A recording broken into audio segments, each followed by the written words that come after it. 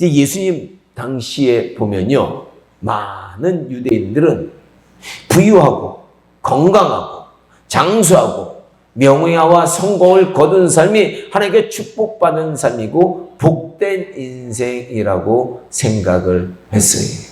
오늘날도 많은 크리스천들이요, 그런 인생이 하나님께 복받은 인생이다 이렇게 생각하는 분들이 많이 있습니다. 그러나 세상에 오신 우리 성자 예수님께서는 그렇게 말씀하시지 않으셨다라는 거예요. 예수님은 오히려 당시 사람들의 생각과는 달리 가난하고 애통하는 자들이 복 있다 이렇게 말씀하셨어요. 가난하고 애통해야지 복이 있대요. 저 세상 사람들은 배불러야지 복이 있는데 가난하고 애통해야지 복이 있대요. 특히 심령이 가난한 자들은 천국을 소유한다 이렇게 말씀하셨어요. 즉 심령이 가난해야 이 세상에서도 천국을 누리면서 살 수 있고요, 그런 사람만이 천국에 들어갈 수 있다라는 말씀입니다. 그런데요, 이것을 반대로 말하면 우리 심령에 가진 것이 많으면, 심령이 배가 부르면 그 인생은 천국을 누리면서 살기보다는 지옥 같은 삶을 살 수도 있다라는 그런 말씀입니다. 오늘날 이제 선진국이 된 우리 대한민국, 이제 막 선진국이 됐어요. 그렇죠? 근데 선진국이 된 우리 대한민국의 국민들을 보면 집에들 가보니까 가진 게 너무나도 많아요. 심지어는 우리 쪽방촌 주민들도 집에 이것저것 쌓아놓고 살더라고요. 하지만 행복 지수는 형편없이 낮다라는 거예요. 최근 유엔 산하의 한 자문기구의 조사에 의하면 대한민국 사람들의 행복 지수가요, 높을까요, 낮을까요? 낮아요. 전 세계 143개 중에서 몇 위 차지했을까요? 52위를 차지하고 있다라고 조사 발표를 했습니다. 물론 우리 대한민국 사람들의 행복 지수는 최하위 국가인 아프가니스탄이나 시에라리온이나 콩고 같은 나라 사람들보다 높은 편이지만 행복지수가 1위에서 10위까지 차지하고 있는 나라들인 핀란드, 덴마크, 아이슬란드, 스웨덴, 이스라엘, 네덜란드, 노르웨이, 룩셈부르크, 스위스, 호주 같은 나라들과 비교하면 대한민국 사람들의 행복지수는 형편없이 낮다라는 거예요. 야, 1위부터 10위까지 차지한 나라들 보니까 이스라엘만 빼고 다 기독교 국가예요. 야, 이런 나라들과 비교해 보니까 우리 대한민국이 형편없이 낮은데 얼마나 나왔을까요? 행복지수가 10점 만점에 몇일까요? 6점을 차지했다라는 겁니다. 그러니까 중간보다 조금 더 많은 거예요. 그런데 더 안타까운 것은요, 우리 대한민국의 아동들의 행복지수는 더욱 심각한 수준이다라는 거예요. 초록우산 어린이재단이 조사한 바에 의하면 대한민국 어린이들은 100점을 기준으로 이 행복도가 몇 점이냐? 행복지수가 45.3에 그친다고 얘기합니다. 그러니까 절반도 못 넘은 거예요. 다시 말해 대한민국의 어린이들의 행복지수는요, 10점 만점에 6점이라도 되지만 대한민국의 미래인 어린이들의 행복지수는 10점 만점 중에 4.5점 정도뿐이 안 된다라는 거예요. 한마디로 우리 어린이들이 우리 미래 세대를 행복하지 못하게 만든 거예요. 왜 행복하지 못하냐? 조사한 얘기들을 들어보니까 사교육으로 몰아넣고 있대요. 심각한 경쟁으로 아이들을 몰아넣고 있대요. 또 보니까 우리 요새 아이들이 행복하지 못한 이유 중에 하나는 형제 없이 외롭게 크기 때문에, 혼자이기 때문에 외로움도 많이 느낀다는 거예요. 그런데요, 이제 영적으로 보면 더 큰 문제는 오늘날 많은 어린이들과 청소년들이요, 토요일과 일요일에 학원을 비롯해서 수많은 교육 프로그램에 시달린다는 거예요. 그러니까 주말만 되면 엄마 아빠가 프로그램 만들어가지고 거기에 다 보내는 거예요. 그리고 다른 어린이들은 게임과 핸드폰에 빠져서 교회 주일학교에 나오기가 힘들어지고 있다라는 겁니다. 이것이 왜 영적으로 큰 문제냐면요. 여러분, 우리 인생에 참된 행복을 주시는 분이 누구냐 하면은 하나님이에요. 근데 우리 대한민국의 어린이 청소년들은 지금 점점 하나님을 만날 기회를 박탈당하고 있다라는 거예요. 유럽이나 북미도 보니까요, 교회를 떠난 어린이 청소년들은 점점 더 불행해지고 있다라고 얘기를 하고 있어요. 교회를 떠나면 자유롭고 행복해질 것 같은데 불행해지고 있다라는 거예요. 그렇습니다. 이 세상의 많은 사람들은 행복하고 복된 인생을 원하지만 실상은 어린이 청소년부터 노년에 이르기까지 불행과 고통과 아픔 속에서 살아가는 자들이 너무나도 많다라는 거예요. 그래서 이제 저는요, 오늘부터 이제 어떤 인생이 복되고 어떤 인생이 행복한 인생인지 성경을 중심으로 틈틈이 살펴보려고 합니다. 근데 시간 관계상 오늘은 이것들 중에 여러 가지가 있지만 가장 중요한 내용부터 먼저 나누도록 하겠습니다.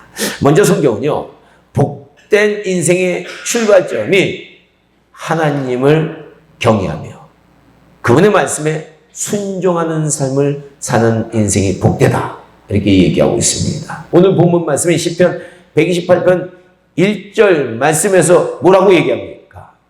아까 3번이나 읽었잖아요. 여호와를 경외하며 그 길을 걷는 자마다 복이 있도다. 여호와를 경외하며 그 길을 걷는 자마다 복이 있도다. 그렇습니다. 세상 우리에게 성공을 쫓아하고 주로 얘기를 해요. 더 많이 소유하고요, 더 높은 자리에 오르라고 유혹하고 더 편안한 삶을 누리라고 얘기합니다. 세상은 높아지라고 그래, 낮아지라고 얘기하지 않아요. 그러나 성경은 그런 인생이 복되다고 말하지 않는다는 거예요. 오히려 하나님과의 관계를 잘 가지는 것이 복된 인생이다라고 얘기하고 있다라는 거예요. 사실 요사이 우리 대한민국 사회는 이제 여러 통계들을 보니까 상당히 불행한 사회라고 얘기를 하고 있어요. 저는 그 불행해지는 근본적인 원인 중에 하나가 뭐냐라고 생각하냐면 관계 단절이다, 이렇게 생각 들어요. 관계가 단절됐기 때문에 우리 인간들이 불행해지는 거예요.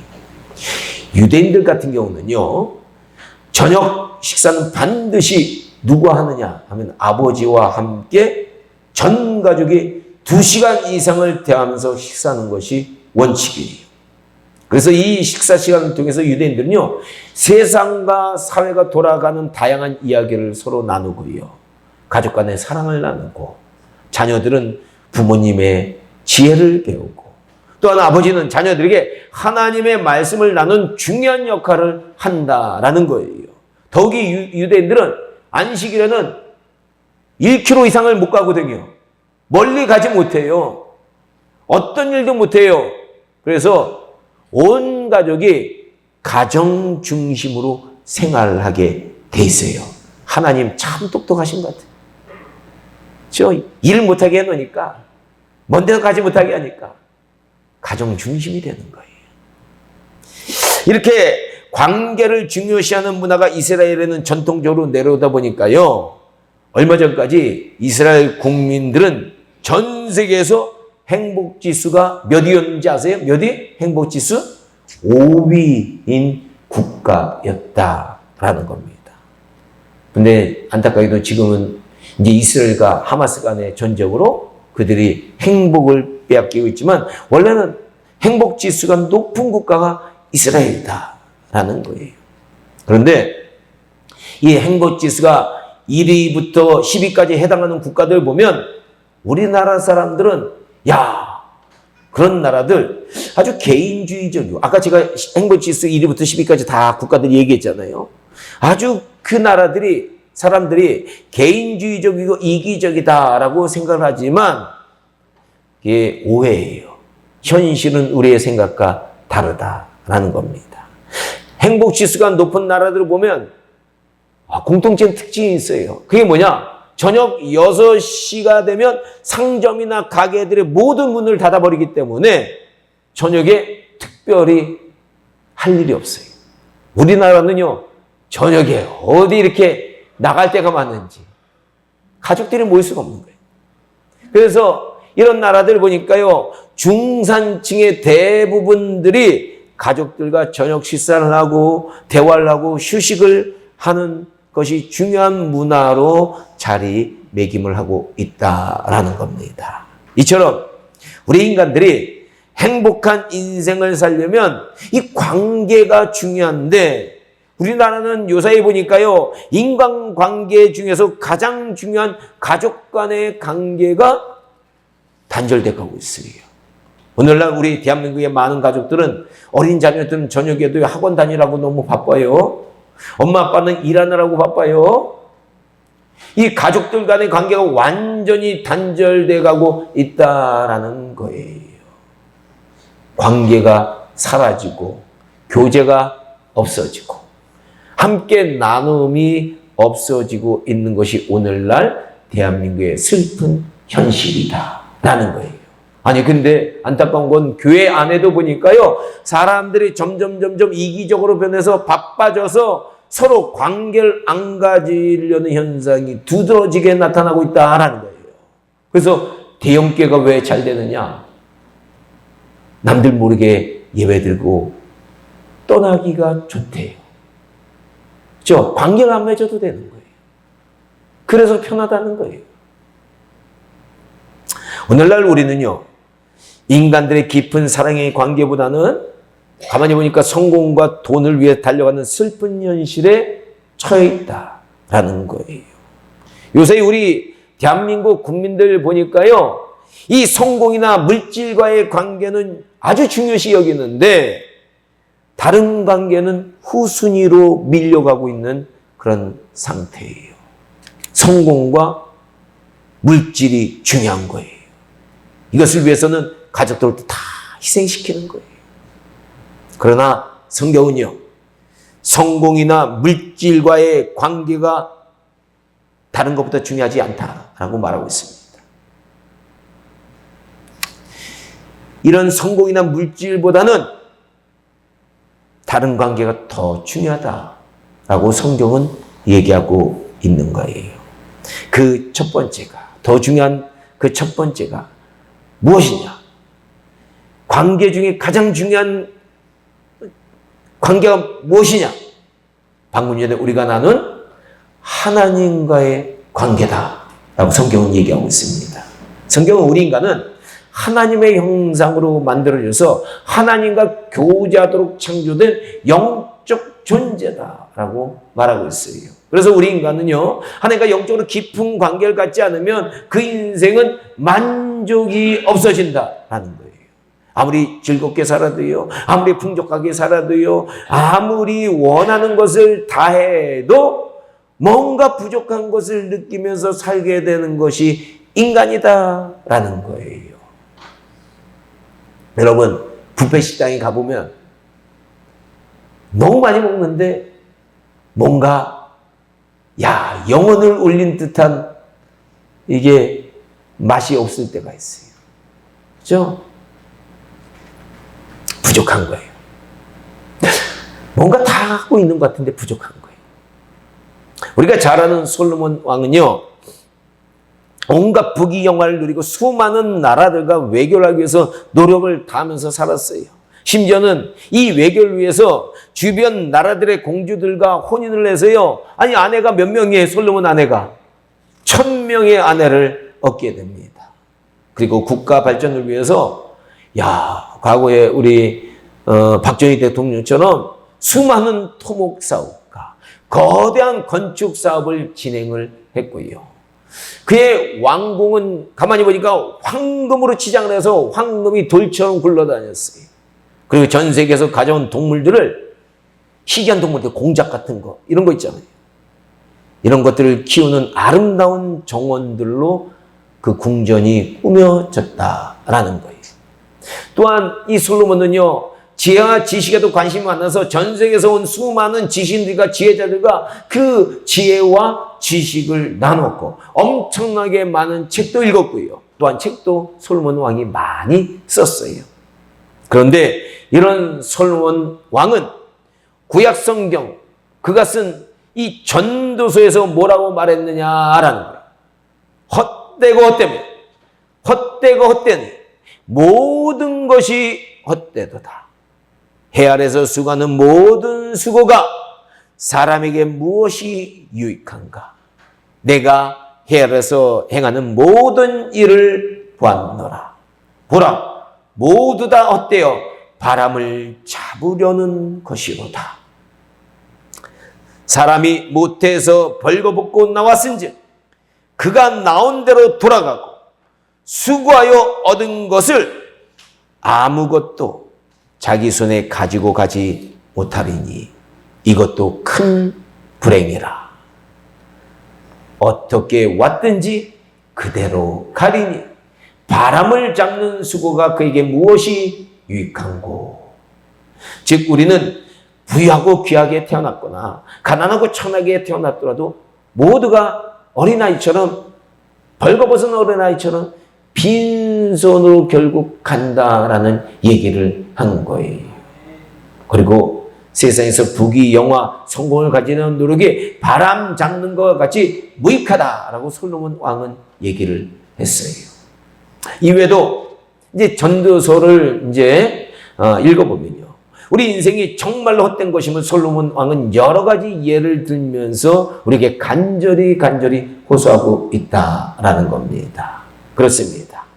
우리 인간의 인생은 잠시는 무엇인가 잡는 것 같지만 솔로몬 왕의 말대로 헛되고 헛되며 헛되고 헛된 것이 우리 인생이다라는 거예요. 그런데 솔로몬 왕은요, 이런 헛된 인생 속에서 그래도 우리 인간들이 가장 중요하게 해야 하는 것이 있다라고 얘기를 합니다. 그것이 무엇이냐라는 거예요. 그는 전도서 마지막에서, 이 전도서가요, 그의 아들을 위해서 쓴 거예요. 아들한테 교훈 주려고. 그래서 이 전도서 마지막에서 그의 아들에게 인생이 헛된 것임을 알려주면서 이렇게 결론적으로 조언을 합니다.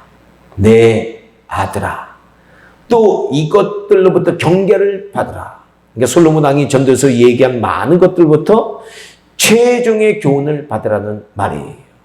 그 교훈은 다음과 같아요. 많은 책들을 짓는 것은 끝이 없고 많이 공부하는 것은 몸을 피곤하게 하느니라. 너의 일의 결국을 다 들었으니 하나님을 경외하고 그의 명령을 지킬지어다. 이것이 모든 사람의 본분이니라. 아멘. 하나님은 모든 행위와 모든 은밀한 일을 선악간에 심판하시리라. 아멘. 맞습니다. 솔로몬 왕은 하나님과의 관계가 바르지 못하면 우리 인생이 결국에는 바람을 잡는 것과 같이 헛되고 험하고 무의미하다라는 것을 우리에게 알려주고 있다라는 거예요. 우리 인간은 아무리 열심히 이 세상에서 살아가도 빈손으로 가고 결국에는 그 영혼이 누구 앞에 섭니까? 하나님 앞에 서게 된다라는 거예요. 그리고 하나님께서는 우리 인간들이 행한 모든 것을 심판하신다라는 거예요. 우리가 행한 일들이 아무리 은밀한 일이라도 우리 생각과 심령까지도 꿰뚫어 보시는 하나님께서는 우리가 행한 모든 것을 결국에는 심판하실 것이다 라는 거예요. 그렇다면 하나님께서는 언제 우리를 심판하실까요? 물론 살아생전에 하나님으로부터 상과 벌을 받는 분들도 있어요. 히틀러도 벌 받았잖아요. 근데 성경은 죽은 후에는 모든 인생이 반드시 그 행한 것을 하나님 앞에서 심판받게 될 것이다 라고 얘기를 합니다. 그래서 히브리서 9장 27절은 한 번 죽는 것은 사람에게 정한 것이요 우리는 반드시 죽게 돼 있어요. 그 후에는 심판이 있어야 되니 이렇게 경고한 거예요. 반드시 죽는데 그 후에는 뭐가 있다고요? 심판이 있는 거예요. 그러므로 죽음 앞에서 하나님과의 관계가 바른 사람은 죽음이 두렵지 않는 거예요. 하지만 하나님과의 관계가 바르지 않은 인생은 죽음의 순간이 공포의 순간이고요. 인생 최고로 두려운 순간이 될 수 있다라는 겁니다. 부디 우리 성민교회 성도님들은 하나님과 바른 관계를 가져서 이 험하고 헛된 인생을 마치고 우리가 하나님 앞에 설 때 심판 대신에 우리를 위해서 예비하신 그 큰 상급을 바라보면서 그분 앞에 기쁨으로 담대하게 설 수 있기를 주님의 이름으로 간절히 축원합니다. 하나님 앞에 담대히 설 수 있는 우리가 돼야 되는 거예요. 그러려면 하나님과 관계가 잘 돼 있어야 돼요. 마지막으로 험한 인생 가운데서 하나님을 만나 복된 인생으로 바뀐 한 분을 소개하고 말씀을 마치려고 해요. 그분이 누구냐? 찰스 콜슨이라는 분이에요. 이분은 원래 변호사였는데요. 미국 공화당 소속 대통령 닉슨 대통령의 최측근이 됩니다. 그래서 제1기 닉슨 행정부 시절 대통령 특별보좌관으로서 이 권력과 명예 정점에 서게 되는 사람이었어요. 그리고 그는요, 닉슨 대통령에게 반대하는 세력들을 대상으로 하는 온갖 굳은 정치 공작을 자행했기 때문에 그의 변명이 뭐였느냐?